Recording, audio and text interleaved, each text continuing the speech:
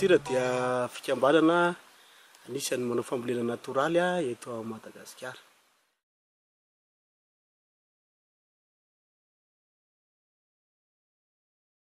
Ny fambolena natoraly dia fambolena tsy mampiasa zezika tsimika, tsy mampiasa zezipahatra na zezika biolojika, indrindra reny fanafody tsimika reny zany, fa dia tany masomboly rano masoandro rivotra miankina amin'ny natiora zany ny fambolena natoraly.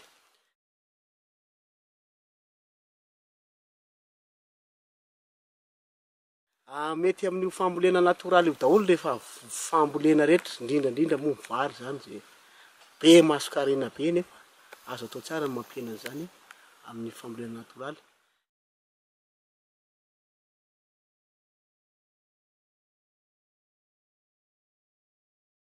Maro ny tombotsoa eritreretina ary fahitanay fa tokony mahasoa ny tokantrano tatsatsy reny ambanivohitra.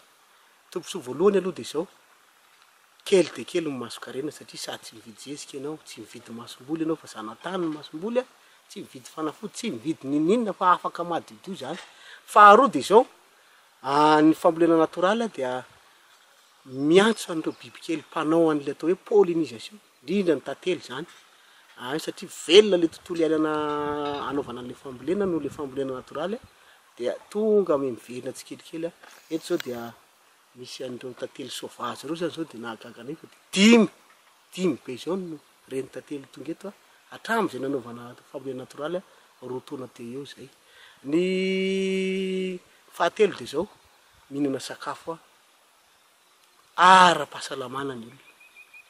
Amin'izao fotoana dia efa betsaka ny voka-dratsiny zany io fampiasana zezika isan-karazany zany, fa izao kosa dia sakafo ara-pahasalamana.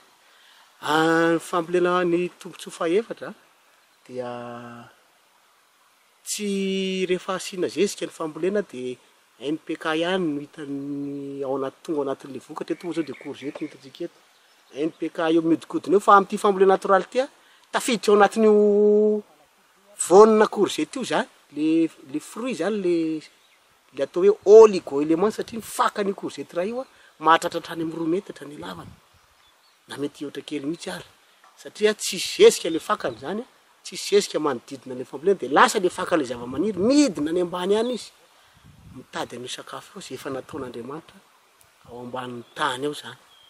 Dia tombotsoa fahaefatra fahadimy ao izy dia mba mahazo tombony kokoa ny tantsaha amin'ity satria tsara vidy be ity vokatra ity, tena tsara vidy be io satria ny olona mahalala moa zany fambolena natoraly zany dia fantany tsara ny dalo hoe kalitaony zany vokatra mivoaka amin'izany dia no araka izany dia miakatra misonitra mba avoavo eny kokoa ny vidin'io vokatra io raha oharina amin'ny fambolena mahazatra izay fantatsika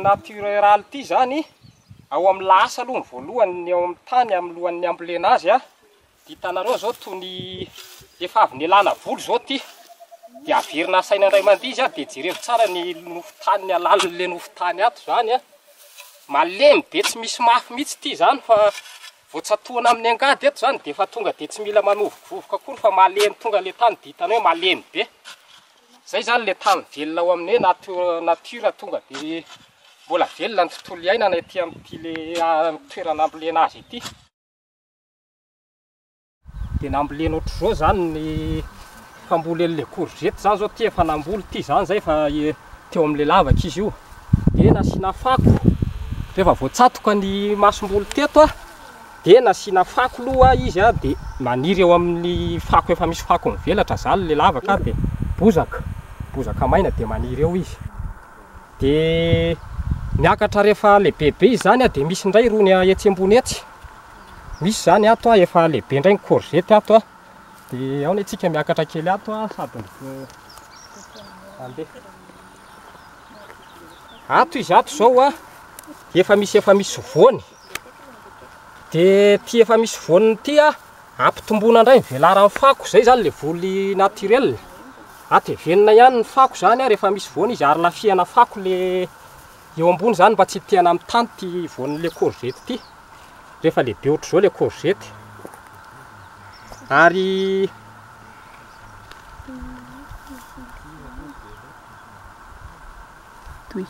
dia manarakarak'izay a ny tany efa sarona fako ty zany a dia tsy azo hitsahana fa ilaina amandona izy io, amandona ny ilain'ny le fambolena amin'le fakany a. Dia izay ny anaovana azy fako a mba tsy ho rendrika zany le tany a sady tsy ho maina lava, fa ilain'le fambolena naturel io zany le amandona sy le tany malefaka zany andehanan'le fakany. Zay no fandeha. Dia ato indray izy zany zao a misy efa misy voany lehibe, misy voany efa lehibe ato, efa lehibebe zao ty ny voany. Rehefa me lehibe ohatr'izao izy a dia na ny fanaovanay azy aloha satria zay tatsaha mamboly aty moa manana ny traikefa ahitanay azy, efa ho faky izy io mba andehanany reto voaniny kely manaraka reto. Fa raha tsy afaka ty lehibe ty a dia tsy afaka mandeha reto voaniny kely manaraka fa mbola foany ty ngezy ty foany eo raha vao hoe tsy miala le lehibe.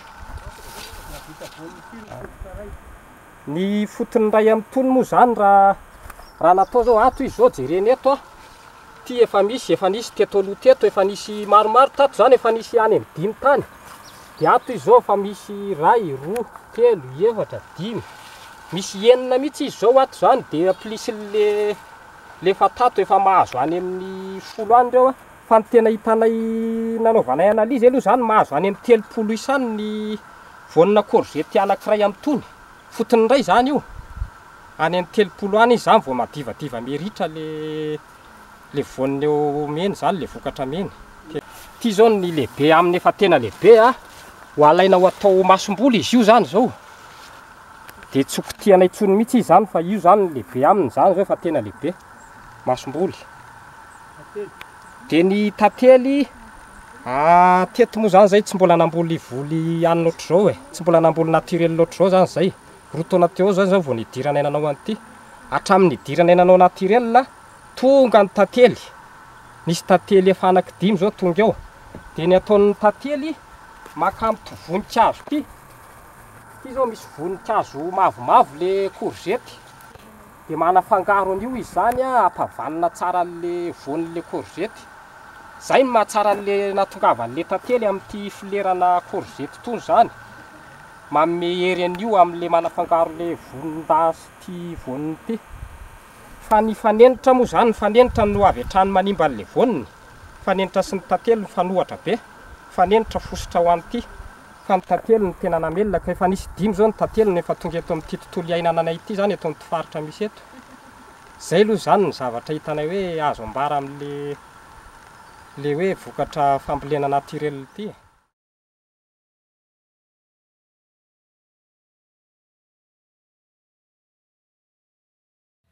Ny fototry ny fambolena natoraly dia ny famerenana ny tany amin'ny hery nanaovan'Andriamanitra azy ara-boajanahary zany. Anefa nataon'Andriamanitra anatin'ny tany io ny sakafo rehetra sy ny bibikely rehetra hikarakara ny fambolena ataon'ny olombelona. Dia raha amin'ny fijery natoraly, fambolena natoraly zany dia tsy ilana ninina mihitsy ny fambolena natoraly satria Andriamanitra ny araka ny teny soratra masina hoe antany sy rehetra ho aminy. Ka naiza toerana zany amin'ny fambolena natoraly tsy dia misy hoe fepetra be. Fepetra voalohany fotsiny dia zao asorona daholo ny zavatra avy amin'ny olombelona, indrindra zezika zany sy ny fanafody na zezi-pahatra na zezika simika na zezika biolojika maro samihafa, indrindra le fanafody simika zany dia ajanona mihitsy. Fa ny fepetra anankiray lehibe dia zao volo rakotra ty fambolena natoraly ty. rakotra le izy rakofana ny fambolena zany satria vetivety kely de sitominy le masoandro le rano andratsika azy iny raha vao tsisy rakotra izy. De ny faharoa koa ilaina ny voninkazo zay iantso an'ireo tantely namantsika ireo reo no tena miatoka ny sakafon'ny olombelona, tsy mihinan-kanina ny olombelona raha tsy eo reo tantely reo.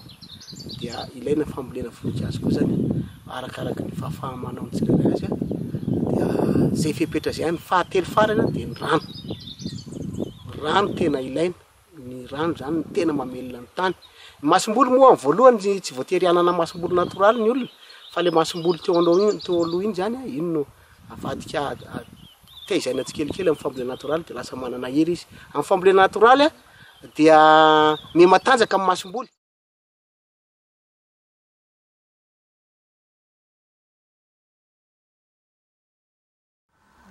Fanetanana moa zany ho an'ny tatsà namana rehetra. Tena moa tatsà zany dia efa nahita zany ny amin'itony hoe fambolena natoraly tony. Dia manentana tsy tatsà rehetrarehetra zany ny mpamboly mbo hiditra ny voly natoraly ohatr'izao satria voalohany tena mahafinaritra mamelona ny tontolo iainana. Tontolo iainana zany dia tonga dia voakajy tanteraka ao anatin'ny fambolena natoraly. Ny faharoa manarakarak'izay ny dépense ny amin'ny resaka lanina ho amin'ny resaka zezika sy ny fanafody tsisy tsony fehefavy hatrany dia foany ireny fa miasa sy mikarakara azy fotsiny sisa no atao. Zay no zava-dehibe faharoa. Ny fahatelo manarakaraka an'izay zany hanetanana antsika tatsam-pamboly ihany koa dia mbo hikajy ny tontolo iainana manodidina.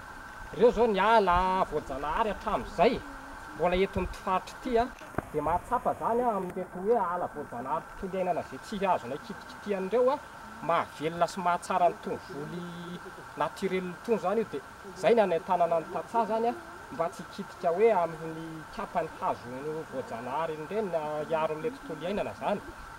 Manarakaraka an'izay zany entanina ihany koa zany tsika tatsà rehetrarehetra fa na tsy ny tatsà amin'ny resaka doro-tanety satria ny doro-tanety dia anisan'ny fahavalo voalohany amin'ny voly naturel ity.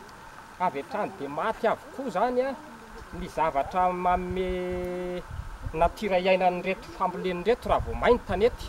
Ny tsanga midina, ny lavenina maity manimban'ilay tontolo iainana miakatra, ny tantely sy ny bibikely rehetrarehetra iaina mamelona an'ireo fambolen'ireo tsy misy raha vao ny doro-tanety ny manjaka. Ko zay zany ny tiako hoe hanetanana antsika tatsà rehetra namana mba hiditra amin'ity voly naturel ity satria misy tombontsoa lehibe ity ho an'ny tany mivelona ny tany tsara ny nofo tany. Ianao tatsà tsika tatsà zany tsy mandany zezika sy fanafody tsony amin'izao ka dia zay no azoko hanetanana antsika zany mbo hiroborobo amboly voly naturel ity fa tsara ny vokatra aloha rehefa eo amin'ny velona tsara ohatr'izao ny naturel ny natiora voajanahary dia tsara ny vokatra azo raisina tsara zany hoe mamokatra tsara ny tany misy an'ilay natiora voaharo zany.